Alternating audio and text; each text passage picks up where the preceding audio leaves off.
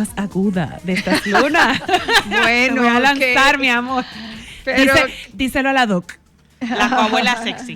¡Ay, mira, se Sexy coabuela. Pero Sexy señores, coabuela. respétenme por Sexy favor. Yo vengo en modo doctora. Profesional. Vamos a Mira, cambiar y el voy- switch. Vamos y a voy cambiar a el hablar switch. un poco de ciencia, porque Ay, a mí me a mí encanta me la parece que es doctora muy de eso. interesante que podamos hablar de la microbiota y cómo se está relacionando con la salud infantil. Está como Pero de moda ese específicamente, término.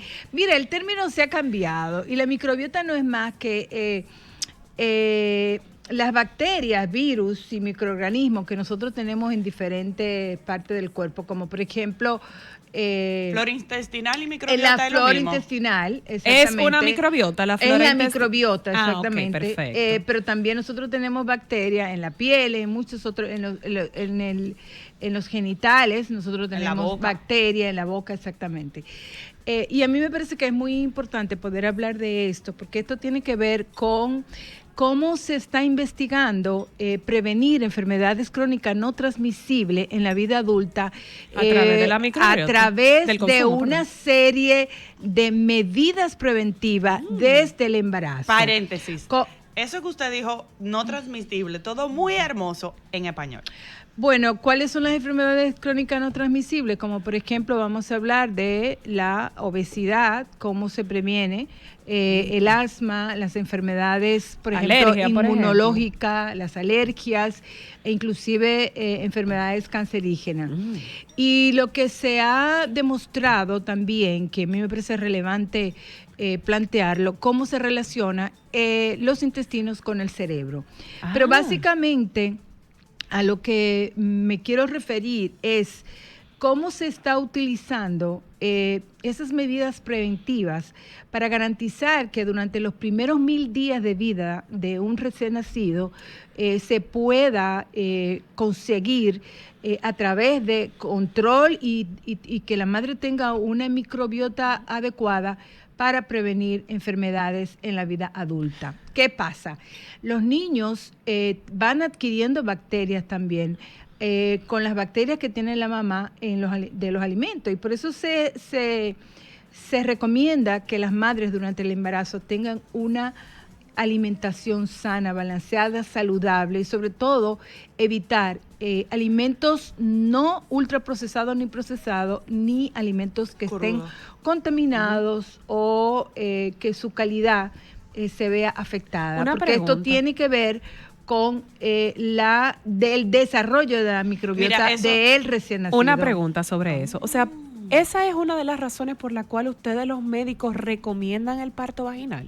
Por los beneficios de esas bacterias. Bueno, es uno de esos. Se supone que los niños tienen que nacer por parto vaginal porque tienen una serie de... primero, los niños no son sometidos a un proceso quirúrgico. Cuando los niños pasan por el canal de parto, eso también va a ir exprimiendo y sacar líquido, por ejemplo, de los pulmones, que a veces cuando los niños nacen por cesárea pueden acumular líquido en los pulmones. Y también con el paso por el canal de parto, ellos van adquiriendo los gérmenes que la mujer tiene en la vagina. Obviamente, si un niño nace por cesárea, ellos van a adquirir, pero otro tipo de gérmenes. ¿Y por qué se plantea justamente la importancia del parto vaginal, una adecuada alimentación de la madre durante el embarazo, tener un entorno seguro, saludable y libre de violencia, tranquilo? El tema de la alimentación al seno materno, todos estos elementos van a favorecer que los niños tengan una microbiota saludable y esto en sí va a fortalecer su sistema inmunológico. Por eso es que ustedes han escuchado que los niños que son alimentados al seno materno se enferman menos y esto tiene que ver con las bacterias que tiene en sus intestinos, que como dije está relacionado también con el cerebro. Mira, y cómo esta misma alimentación va a estimular el desarrollo cerebral. ¿Y por qué hablar de los primeros 1000 días? Porque los primeros 1000 días, y estos primeros 1000 días de la vida va desde los 260 y tantos días de la vida intrauterina a los primeros 2 años. Okay. Y es porque se ha visto que hay ventanas de oportunidades de crecimiento Y de desarrollo. en donde de desarrollo, ventanas también de crecimiento cerebral, pero también cómo factores de protección pueden evitar que si tu hijo tiene, por ejemplo, una condición que hereditaria, esos genes no se prendan.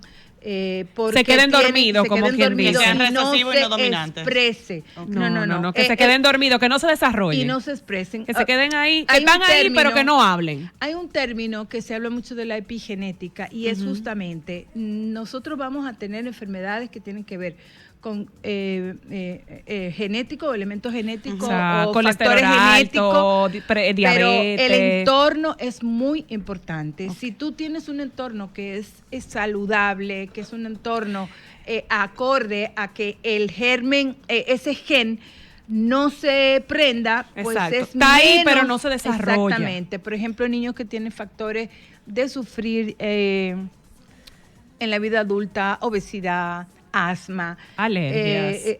Alergia, exactamente. Entonces, por eso es que es tan importante hablar justamente de la alimentación de la mamá durante el embarazo, de evitar que la madre utilice medicamentos como por ejemplo antibióticos que no son necesarios, que no son recomendables, ¿verdad? necesarios. Claro.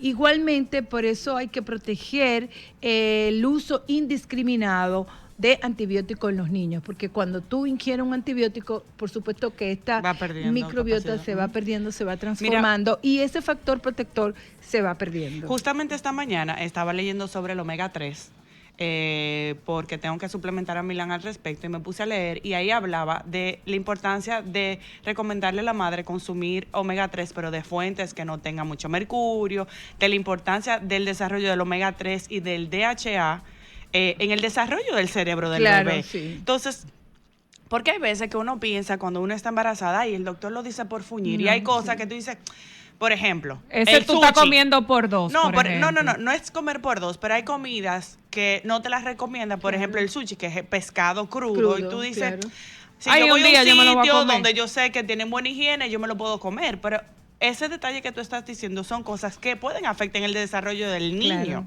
que una no necesariamente lo sabe. Por ejemplo, en el embarazo de Milán yo no sabía que yo no podía comer, por ejemplo, jamones curados. Nadie nunca me lo dijo, yo me los comí. Y después leí que efectivamente eso también hace mucho daño, porque nosotras...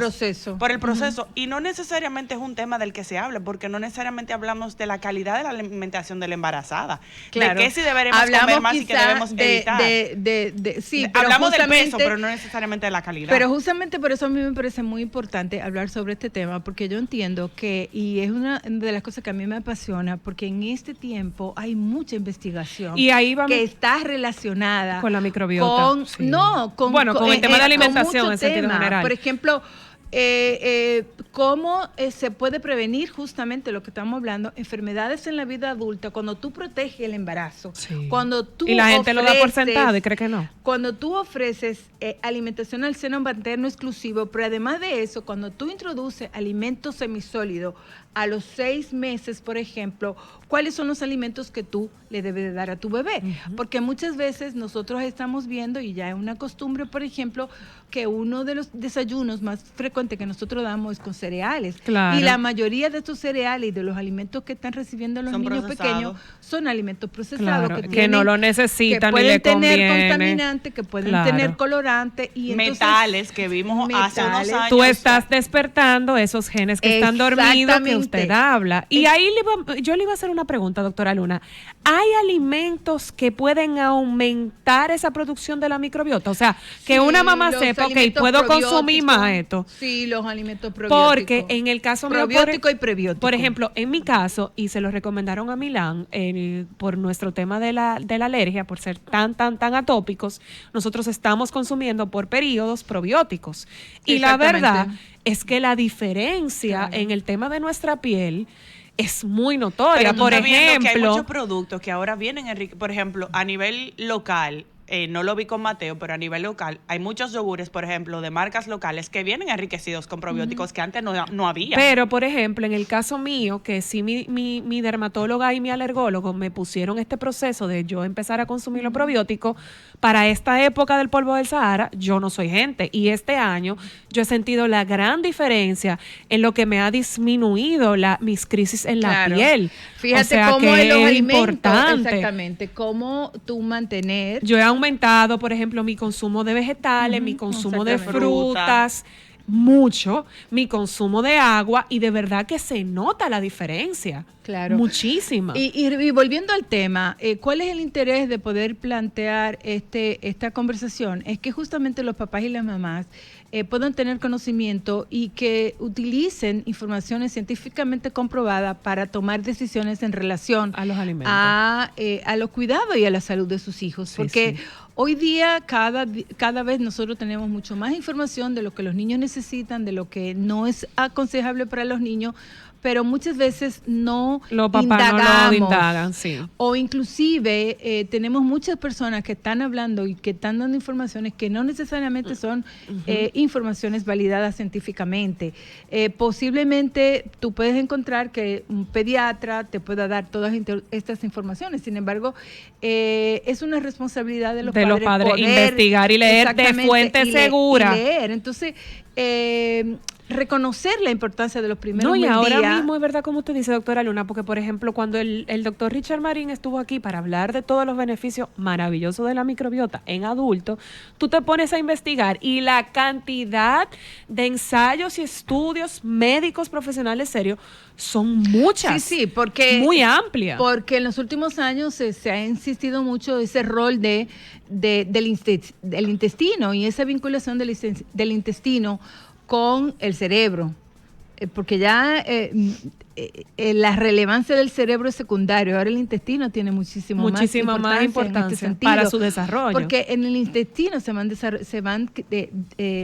producen muchas sustancias que utiliza el cerebro. Y entonces, por eso hoy día podemos hablar de la importancia de la microbiota, de la importancia de evitar la inflamación, utilizando alimentos no procesados, saludables, químicamente adecuados, porque tenemos también un gran bombardeo de alimentos que no están o no son saludables, no son sanos para que los niños y las niñas lo ingieran. No, y a eso agréguele, doctora Luna, que ahora hay una cantidad de recetas y formas para hacer que esa comida sepa más rica, más divertida, más entretenida, que quizás los papás a la edad de nosotros, que comíamos mucho más saludable que los niños ahora, no tenían acceso. O sea que es un mundo culinario para tú presentarle a tus hijos otras opciones. Se están abriendo oportunidades para comer más fresco. Sí, y yo pienso también, mira, yo lo que pienso es que nosotros tenemos una falsa idea de que, bueno, los niños son niños. Eso no necesitan ya cuando tengan grandes. Exactamente. Hay que dejarlos no ocuparse. Pero si tú, por ejemplo, tienes una familia, en el caso nuestro, que tiene una dislipidemia familiar, es decir, que tiene un problema de colesterol triglicérido, que entonces, es hereditario, ¿cómo tú le vas a dar papas fritas y cosas todo frito? ¿Cómo tú puedes prevenir que esa enfermedad se manifieste en tu hijo, teniendo información de qué tipo de alimento y cómo actuar en relación a la nutrición? Y hay que hacer un paréntesis ahí, que usted lo habló. Hay que reconocer la estrategia del Estado de poder facilitar a todo el mundo el tema del tamizaje neonatal, que eso ayuda con que uno pueda conocer si tus hijos van a tener alguna inclinación a alguna de esas enfermedades, que es un estudio que es costoso para quienes tienen seguro, y quienes no tienen acceso a un seguro tal vez no se lo pueden hacer. El tamizaje neonatal básicamente está dirigido para detectar enfermedades metabólicas que pueden ser enfermedades graves si no se atienden de una manera oportuna. No necesariamente son enfermedades genéticas, sino enfermedades que algún trastorno porque hay alguna hormona o alguna situación que se puede dar que se presente esa enfermedad, como por ejemplo el hipotiroidismo, anemia falciforme, en fin, dependiendo de, y hay diferentes paneles, y hay paneles que incluso detectan cerca de 48 enfermedades. Entonces, un número esto es importante una de cosas. forma de tú hacer un diagnóstico oportuno. Claro, para tú saber cómo ejecutar y llevar la vida de tu bebé. Exactamente, y sobre todo para poder tener un tratamiento temprano. Qué bueno. O sea que es sumamente importante. Doctora Luna, muchísimas gracias por habernos acompañado y habernos hecho más llevadero el día de hoy. Vamos a hablar, ya haremos el hotline nosotras dos para usted. Gracias a ustedes, oyentas y oyentos, por habernos acompañado en la tarde de hoy. Ya los compañeros del Sol de la Tarde están por aquí, quédense con ellos. Hasta mañana. Solo para mujeres.